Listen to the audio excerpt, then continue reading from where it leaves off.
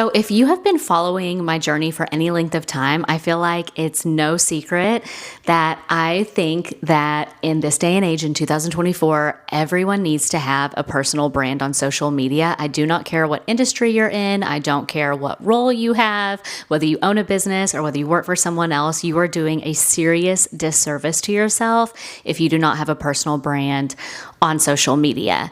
Even my husband, who is literally not active on social media, we created him a business account on Instagram and Facebook. And if anything, it's populated and every once in a while we post in it, but he has his own personal brand as well. This is so serious. And I want to tell you just a few tips about what a personal brand should be and what you should include in that. So the first thing is, if you want to start sharing online like I'm doing now as a personal brand, I think that you should tell your story. I think that any sort of marketing doesn't make a difference unless people feel connected to you and they feel like they know your story, they're a part of your story, and why should they care? The why should they care is your story and why you're providing this value, how this came to be.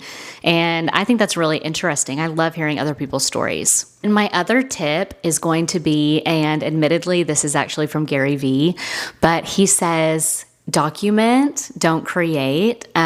So specifically, if you're creating a personal brand for business purposes, like you want to advance your career, you want to, become an influencer or a recognized expert in your space, then you need to document. And the way that I do this is actually just keeping a list on my notes app in my phone. And when something interesting happens, like in a client meeting, email exchange, even if I'm like out in the wild and someone asks me a question about something marketing, I'm like, that would make good content. Let me put it on this list and then I'm going to talk about it later.